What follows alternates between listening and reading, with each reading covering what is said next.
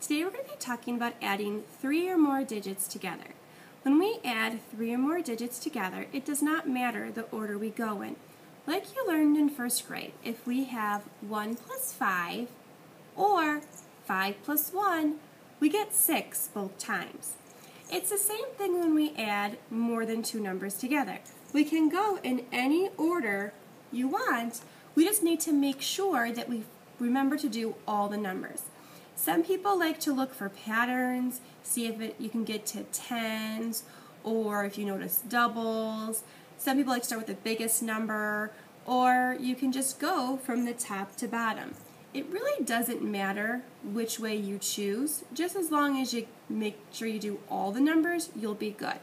So if we look at this problem we have, Lisa has 13 pencils. Thomas has 6 pencils. Nate has 7. How many pencils in all? So if we do the first way, which is where we start and just do the first 2 numbers, you can use your hundreds chart to help you to figure out these answers. 13 plus 6, if you count up or do the numbers chart, you'll end up at 19.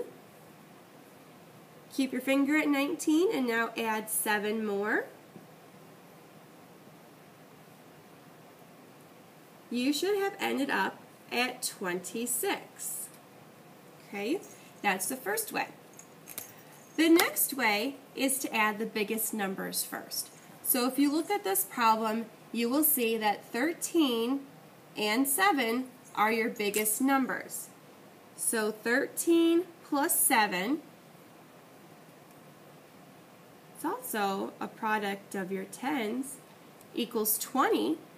And then 20 plus 6. This is where it gets tricky. We used this one and this one. Now we need to remember to use the 6. 20 plus 6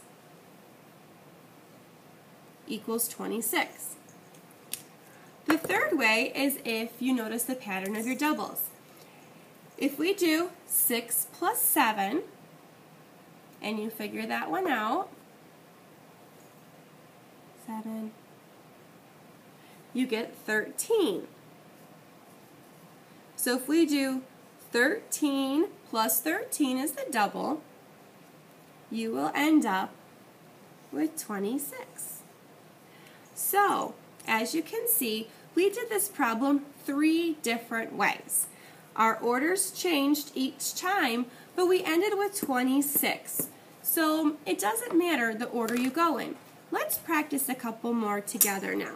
So I want you to use your hundreds chart to help you figure out the problems.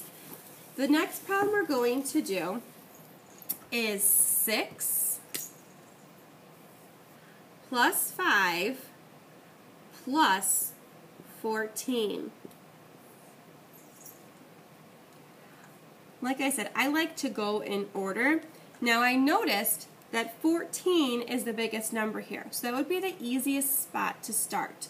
So instead of going from top to bottom, I'm going to go from the bottom up. So if I do 14 plus 5, 14, you'll end up at 19. And then you're at 19 and add 6 more. 19, you should have ended up at 25.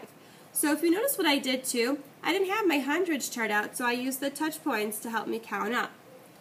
That's one way. You could choose another way to figure it out if you want. Let's try a problem that has 4 numbers in it. So we're going to do 20 plus 11 plus 8 plus 3. So this worked out for me too because the 2 biggest numbers are on top. So this time I'm going to go from top to bottom. So if you figure out what 20 plus 11 is, a trick for doing these problems too is if you're going to go in different orders and you want to make sure you get each of them, you can do the little carets, or you can put a little check mark or dash next to the numbers you do. So if we do 20 plus 11, you're going to end up with 31.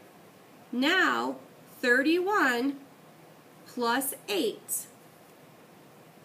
Go up 8 more spots. Use your hundredths chart if you need help with that. 31 plus 8 equals 39. And now, so we did 8. Now the last one we need to do is 3.